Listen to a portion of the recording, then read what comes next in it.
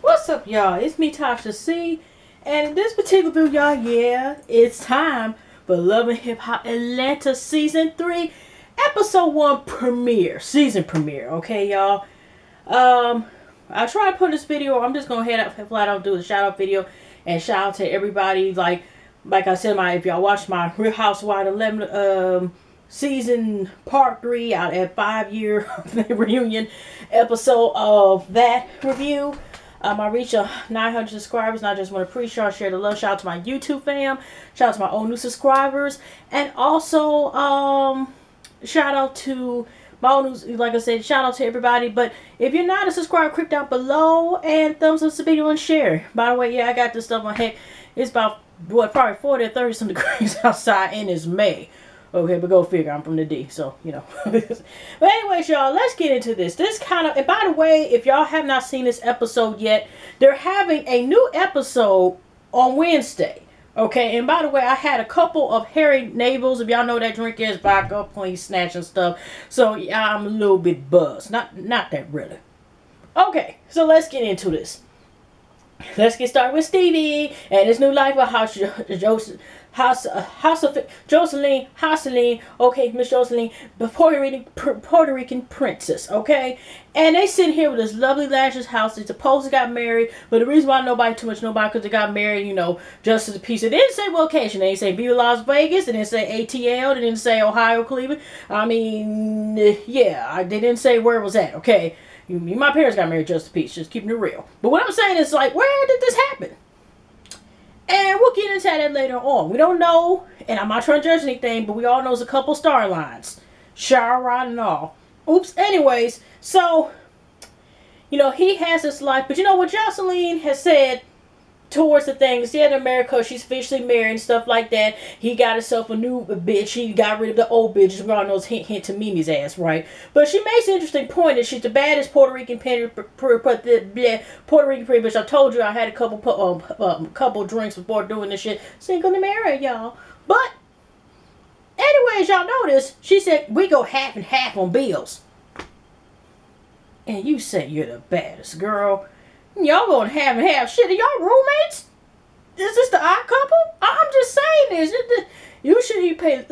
I'm just saying. We're going to leave that discussion. But she just let me know she paying half and half for shit. Okay, anyways. Let's go to the next scene. Now, Little Scrappy and Rasheeda and the introduction of Tammy. We don't know if this is going to be. We already know that DJ Baby Drew, Huey Drew has left, and so has DJ Tracy. I mean, do we miss him? Really, y'all? Do we miss him? Seriously, I don't. I know y'all don't. But anyways, what I meant to say is this cheer, okay? Now we got the situation where Rasheeda just has had her baby, the cute little boy Carter, and you know, now all of a sudden we got, of course, her husband, and I don't know why I can't think of his name now because of the brother, but he, Kirk's ass, okay. Now all of a sudden he was there during pregnancy. Now she had a lovely pregnancy, but when she was hospital, I think she had pneumonia. Rasheeda had pneumonia the next day and stuff like that. So we got Kirk. All of a sudden, he's taking responsibility for the moment. You know, still question about baby. You know, he was the one supposed in hot tubs with Mary Jane. Even though it was a picture of Rasheeda, Mary Jane, same picture. Go figure. We seen this stuff and it looked your Photoshop. I'm just saying. Okay, then we got his, you know, they in the same house, but they are taking co-parent. She's sitting here in her room, and he's sitting here in another room, but they having the romantic part of his dead on arrival. I don't know since, you know, who knows when, but supposedly the marriage is still there, but really in, you know, in certificate-wise, you know what I mean? It ain't really like, together, okay? So, then when, just to fast forward, we got Rasheeda, you know, meeting with Deb and Waka Flocka's fiance and shit, right? And she admitted that she, you know, was also married just to the peace, and stuff like that. You know, Deb is like, she basically gonna take over the wedding. You know, it's her wedding. She giving her son away, but it's like basically her wedding. You know, she gonna take control over everything. And Rasheeda's like, you know, just like, you know, when the dudes get ready to do this shit, whatever, that was her opinion. But you're still gonna have that reminder. So in other words, you don't get over it. You know, that's, you know, I guess she was telling Tammy. So in other words, we got Rasheeda and her rocky relationship, I can't even say friendship or whatever, you know, because your husband's supposed to be your best friend. But I mean, your partner. What I meant to say.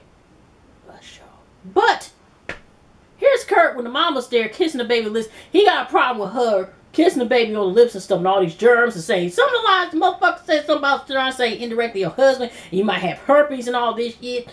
And then even the mom reminded him like, well, first of all, you weren't saying that this was even your child and stuff, right? And he's, you know, like I said, and he's like, next time I won't have you around the child and stuff. That Kurt, go on. Whatever. But the mom, what Rasheeda said, the mom said they used to be cool and stuff. You know, Kurt feels like Rasheeda don't have his back and stuff like that. But, you know, I don't think, is it just y'all, me, or whatever, y'all, me, y'all, whatever. But, put in the comments box below. But, Kurt didn't seem to really mention about the whole logging cabin, hot tubs, and having a threesome with Mary Jane and some other chick that was letting us know she had ballerina lessons and shit when she was like 2 and shit, and then stick with her, whatever. And they didn't even put her name on the screen for 2 seconds. I don't know who the hell she was, but supposedly we're going by the show because we all know how real this might possibly be, right? And some of this, not saying all this ain't true, but I'm just saying. But there was no mention of that. But all the blame is put on Rasheeda, but we're just going to roll with it, okay? Yeah, so let's get off of that. So we got the induction, like, you know, we got Baby Carter. We actually see Baby Carter, and we're just going from there, and he just living his life and just, you know, being a baby. And let's get into a little Scrappy and Bambi situation. Okay.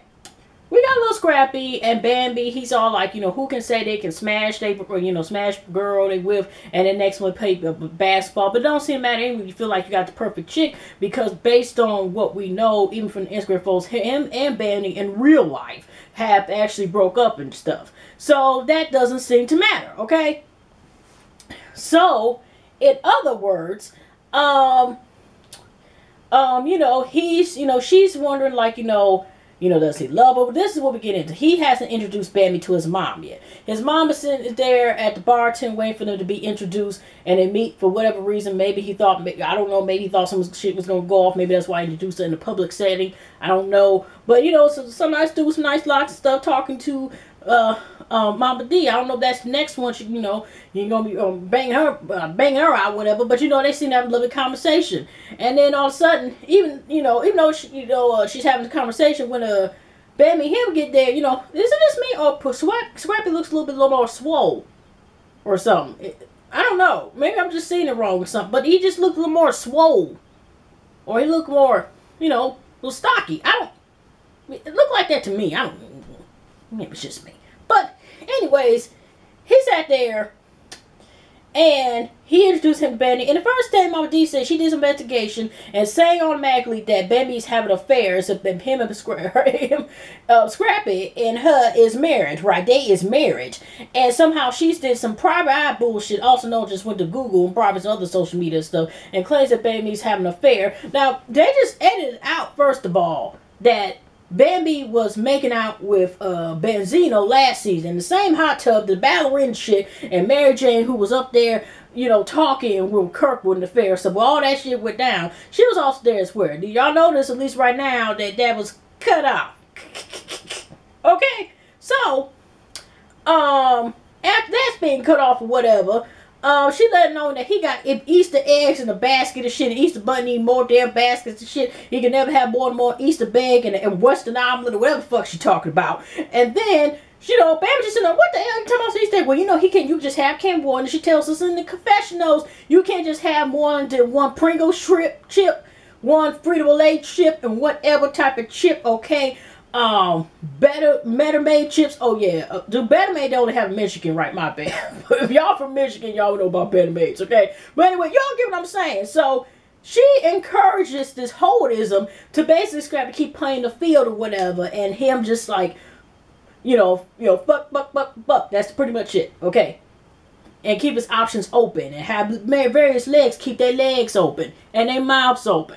Okay. Anyway, so Bambi decides to, ride her bicycle, ride her swing to his house and shit. And then she decided to ask while she was trying to see the phone, but she was asking us, the L word. Does he love her? Okay. Does he heart her? Okay. So, he said because of what he's been through, he's still questioning about it. And he kind of gives that look, you know, kind of the same Scooby-Doo look when his mom's putting his business because Baby felt vinny. Because, you know, in the record, Mama D was trying to say, you know, you've been, been bouncing on this song to this song and stuff like that. And, you know, Scrappy felt kind of Scooby-Doo-ish. In no words, he said that, you know, like, he felt like, seriously, Mom? Seriously? That's how he was taking it, okay?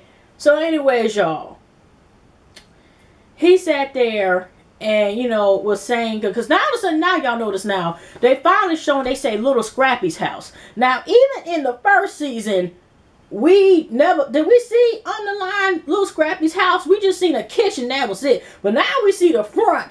And we at least see the living room, I think. Pretty much. Did they say? I'm just saying now they kind of are trying to officially say that now he's able to afford a house. Is that what we're getting at here? Because I'm just saying they never said anything. Well, I mean, we seen Stevie J last season. He had a house.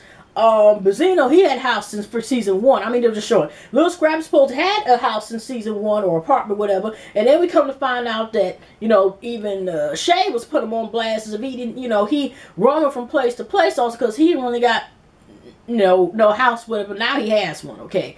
Just roll the punches here.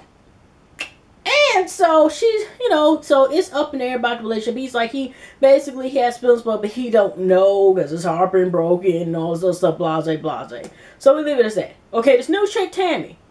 This new chick is Flocka's fiance, and I kind of brought up with the whole Deb thing, the Rasheeda thing. But one interesting thing I wanted to also point out is like, you know, we got a show. She's talking about, you know, how these chicks get in here, blah, blah, blah. You know, they kind of talking in the back room, you know, green room, whatever, backstage, you know, his dressing room, whatever. And I thought they're engaged. They've been engaged like, what, 7 months prior to when this film occurred. But she's engaged. And their engagement is a tattoo on, you know, the wedding, ring finger, whatever. That she said there's going to be diamonds there. And I'm thinking, oh, you need to get them. Okay, I'm just saying. Okay. So, but, you know, she didn't admit. Now, we don't know too much about Tammy's like, you know, he's his fiance. He was stepping out from the beginning, and he kept on messing up from time to time. But officially now, he is done and over with that stuff. And it's just me, y'all. But I was a little bit confused when Waka Flocka was talking. It was like I understood what he was talking about. But I'm thinking, like, even if I didn't have any drinks, would I still be able to understand everything Waka Flocka was saying? I don't know, but I'm just saying, I'll see that episode Wednesday appears back again, because he's not supposed to be in the episode, but I'm kind of just like, you know what I'm saying, and you know what I'm saying, this and here, and I'm here when Tammy's believe, and I stepped up and said the question mark at the bottom, it should have been subtitles. I'm just saying, I don't know, it's just, I'm not trying to talk about it, but I'm just saying, it was like, I don't, see, maybe I shouldn't be doing reviews while I'm buzzed. Anyway, so, yeah, so we kind of question mark like who's the background of this chick and everything else. But that's it. So last but not least, we're going to get a Mimi. Also knows Miss Shower Rod. Okay, I did see the tape. Put in the comments knows y'all seen the tape full. Now, we're not talking about the 5-minute preview because the previously better than the whole damn movie. But I will say this myself personally, and anybody got to agree with me. The first scene was, you can tell, it was homegrown filmed, okay? Second scene, I swear somebody was behind Bibbit Productions, was hiding that camera. I'll leave it as that. And third scene, we realized Mimi has OCD. She's a clean bitch. She has to put the towel down. And then she uses a rag and says she's a clean bitch, but I didn't see any soap on the rag, the washcloth that she used. But that's here or there. I'm just saying you have to see the tape for yourself, okay? Not to say he wasn't good time to dig down. It was just to let y'all know, the fans, y'all looking for a money shot. It's not one here in that film. Okay, okay. Anyway, so okay, so she is first. I think we see her now. She is past Stevie. She heard, you know, they living together. You know, Stevie and Joseline are still together. Or as she likes to call, with that hole in that stripper. And I'm kind of wondering how this is going to turn out once the reunion comes, probably mid or end of the summer. And she got nerves to still be talking that. Is she going to be still talking that shit? And we sitting here just seeing everything about Mimi, and we're not talking about her inner thoughts. Okay. Okay. She was up there, you know, serving peace.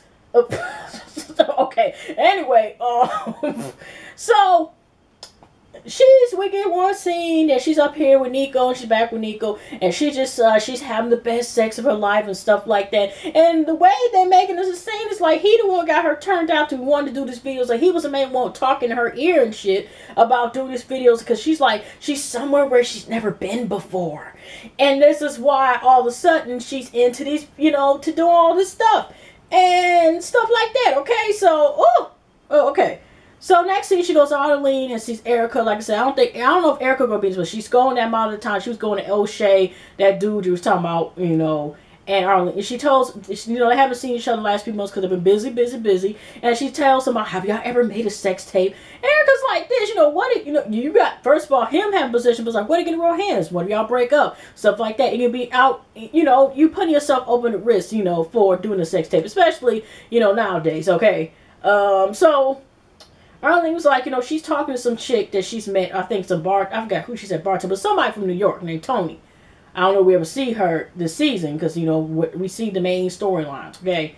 And, you know, they're talking about, like, you know, now, actually, Stevie J, I don't know about Austin, because, you know, they got a party and stuff, and they're having, like, a post-marital party. Their birthday's only day apart, so they have a post-marital party and stuff like that, right?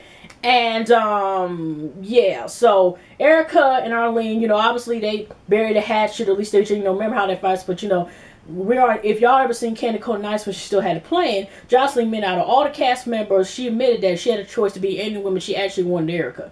But that's the truth. That's exactly what she said. She said she was beautiful and blah, blah, blah. But what I'm saying is that they obviously buried habits, but we just never seen no film, at least to my knowledge, unless it's the bonus scenes.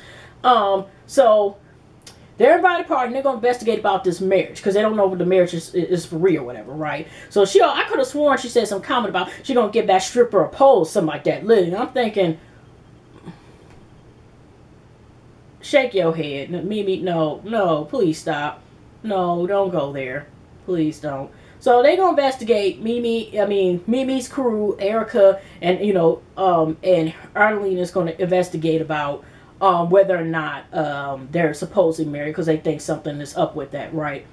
So here's another scene with her and Nico, also known as I Wouldn't Be Stevie J. He meets them at a restaurant. They damn near are they trying to match? Because I don't know, Black Cat, I mean, if y'all seen the episode, they got some outfits that look like they had Skyped or some shit or whatever, FaceTime, whatever they did. Are you wearing this? Yeah, I'm wearing this. Are you wearing this? Yeah, well, this is, I cannot wear the black hat? Yes, you wear the black hat. I'm wearing my black hat. Okay, so hang up there. Seemed like they trying to coordinate clothes or something. And he decides to tell the restaurant so she wouldn't act up about this sex tape, right? And he claims when they're only behind us that when his bag got stolen, that's when tape got stolen. And I guess when media take it, what I heard from last year, which we all heard from now, because I even had a response for the preview, okay, about this as well.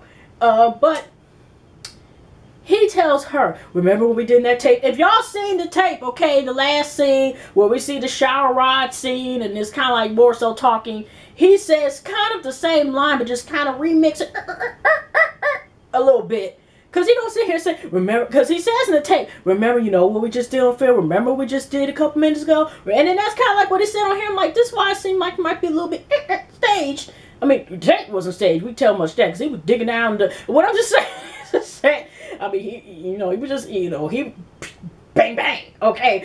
But what I'm saying is that we're not talking about that, but it's like the words, he used the exact same words that he used in the film, or porno tape. I mean, sex tape. My bad. He said in the restaurant. So she cries on cue. She just worried about the whole Stevie thing, blah, blah, blah. And as soon as she's crying, the first thing he brought about is about how they can capitalize since it's out and stuff like that, right? Because, they bring it out with Mia Takeout, as Mimi says, Mia Takeout is the, the highest, world, famous urban blog and stuff. So she's like, okay, because they have pictures on her, so she crying. So he's thinking about, Nico already saying on capitalizing on this deal. So that's he to wonder, like, and he the one got in to do the sex tape and use the plot. I'm just saying that she crying, whatever.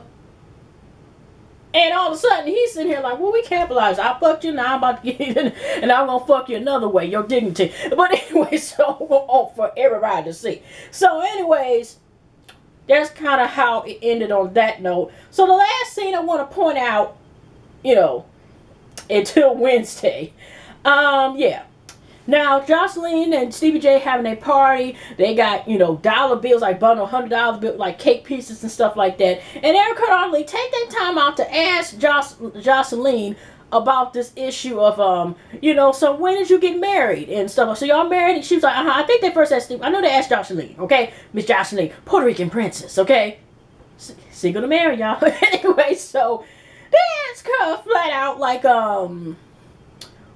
well, you know, when did you get married? You know, you're married. Yeah, we're married, blah, blah, blah. And of course, she confessed, no, what is these bitches asking me this question for? Which is kind of like, you know, considering that they are technically friends, and I don't know how cool or cordial they are, but it's kind of like them asking that question was, you know, it's like, if it's true, it's true. If it's not, it's not. But hey, we got to go to the storyline, y'all, don't we?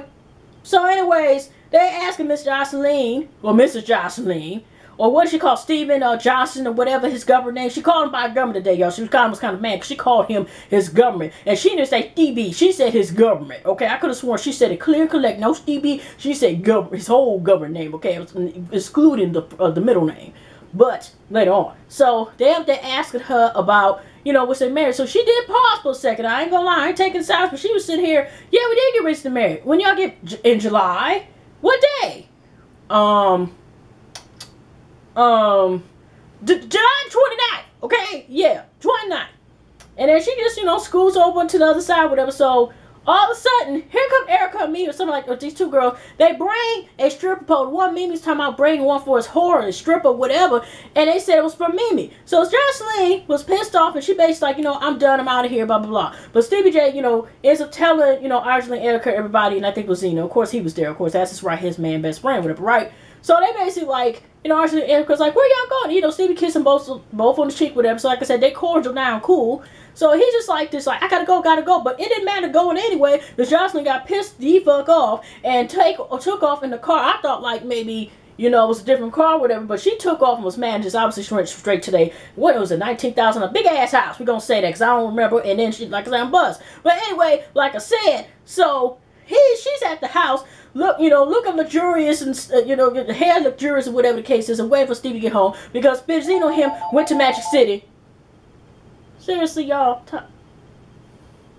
Sorry, y'all. If y'all new to this, phone always sometimes make guest appearance. I ain't eating shit. Anyway, so he sat there, came because they went to Magic City. They didn't show no scenes for that. So Joseline's already pissed. I'm like, you know, them bitches asking questions, how she was mad about the pole, and she let me know that, you know, that pole ain't even big enough to touch my ceiling and stuff like that, you know, whatever. So she felt kind of offended about that gift, you know, and they didn't send her nothing. She was just offended about the whole situation, like basically being disrespecting them, questioning her marriage, and how out of the day when they posted her birthday, he's sitting here and went to a strip club instead of just coming straight home after you realized she was pissed. But it's like, sweetheart, Joseline, just keep it real. This dude disrespected you when you thought the day supposed to be proposed, and he's sitting here bringing Mimi and trying to give y'all both rings. And we already know what the hell happened that day. I'm just saying is, this dude, see, you know, he's the good guy, and that could be interpreted several ways. Rat face. I can't even do it. I don't even know what the hell I'm doing right now. But anyway, so she basically was trying to think she was going to bend over. And instead, you know, she ain't trying to bend over like it was. Because she's basically mad. And he going to the bunk room, another room. He ain't sleeping in the same room. And it kind of ends. And then we get the super trailer for the rest of the season. But like I said, y'all, that's all I got. Okay, y'all, pleasant white Thursday weekend. Did I say pleasant night, pleasant weekend, whatever? And I didn't put nobody. I'm going to make sure I put it possible. Every YouTubers, my YouTube fam. And shout them out, whatever. And I plan on doing another shout out video at the end of this week or definitely next weekend, because I have some time for this month, at least right now, to do some extra videos. And y'all take care, y'all, and we gonna ride this out. But ain't y'all excited, y'all? It's back. Loving Hip Hop ATL is back, y'all. Ratchetness at its finest. But what can we do? We can't turn away. Can we turn away? I can't turn away. I can still keep turning away. But anyway, y'all take care. Hugs.